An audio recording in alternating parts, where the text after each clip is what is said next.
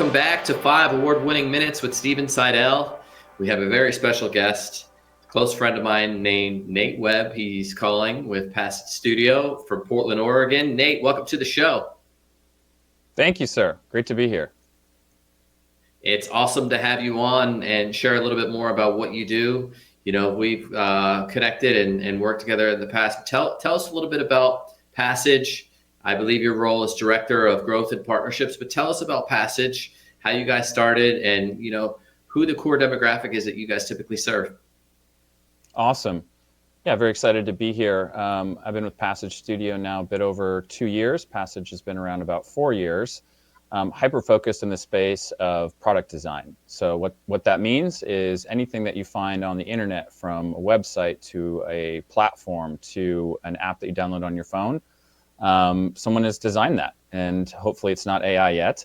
And so where we focus is really kind of that front-end experience of what the user intakes, all the way from logging into a platform, a system, a website, through what we call the back-end development. So that's really what we call the full product development lifecycle, design and development. Passage has kind of focused in a couple key sectors. We've been working a lot in the renewable sectors the past couple of years. So that can mean, if you're getting batteries, solar on your house, you're going to download an app. We might have designed it. Done a lot of work in med tech. So that's also with patient experience. So that's an application that's helping drive a specific behavior. Done a lot of work in consumer electronics as well. And a little bit of kind of our unique differentiator, I would say, is we do a lot of work with hardware and manufacturing companies. So a lot of times those legacy companies may have not embarked on a digital strategy.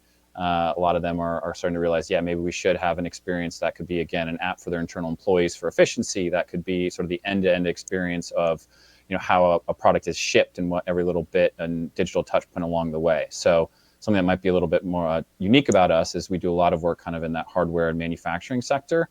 And again, with the goal of building platforms, they're always going to look nice, but it isn't just to create a pretty picture. It's really to drive a specific behavior or outcome. That's awesome. Yeah, I know some of the clients that you've worked with are pretty revolutionary, from getting inside of operating rooms. How do you implement the systems and some of the solutions that deliver that privacy capability? Obviously, there's a big talk about the data. So what are some things that you might recommend or implement when working with some of these companies? Yeah, for sure. So specifically in the med tech sector, right? A lot of these products are, safety is a huge concern. So to start, a lot of the work that we do is what we call visioning and prototyping. So in that capacity, we're not, building out the full product to be deployed. We're building it in stages. And so at every stage, there are checks and balances. We're checking in with, security folks and developers. Is this going to be able to be shipped? Is kind of how we refer to a product. So specific, again, to kind of that med tech or patient experience sector, working with our internal partners to ensure that everything that we're designing is, again, going to be able to be deployed, that there's security measures in place, and there's a variety of different kind of special sauces that gets that done. But yeah, I would think a strategy, again, for maybe early stage companies in that space is to really make sure you're thinking about who your end user is going to be. If it's a doctor, if it's a medical device rep, if it's an internal employee at that company. And then really from there, right, a company like Passage would step in and kind of help whiteboard out what that entire flow looks like. So that's kind of what we call like user persona work. So identifying, every touch point that person's going to have, and then building it, very carefully in a staged approach. So that way we're not, again, designing something that's not going to be, be able to be implemented or deployed, right? Deployed to an app store or deployed to a server. And so that's why, obviously I'm in product design, but I do really believe in the value of it, because you can do a lot of work up front defining what that entire life cycle is going to be by, 4 to 6 week process of, research, strategy, and design, and building like a prototype, right?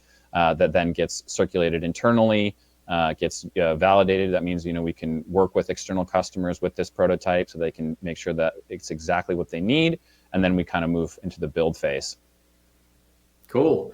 So we're getting kind of to the tail end of things, but I know you've done so many really cool and interesting projects. I don't know which ones you can share and which ones you can't, but tell me one of your most favorite clients that you've worked with and the solution that you delivered for them, briefly.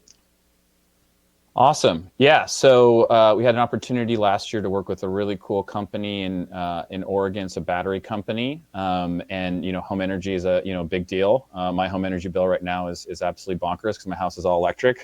um, but we're seeing a huge kind of windfall in sort of what I call the energy storage and home battery space. So one of the clients that we worked with had the institutional knowledge, had the expertise to really build out a manufacturing facility to, again, manufacture home batteries. But at the time, they didn't have anyone to do basically the full suite of a design program. So for this company, it was really interesting. I haven't had many of these clients in my career. We did everything for them the first year, including copywriting. We did the branding and naming of their they had a parent company, so we kind of did the naming of this home battery play. And then did everything from the corporate marketing website to the homeowner app to the installer application flow. So that's the people installing the batteries to actually the industrial design of the battery enclosure.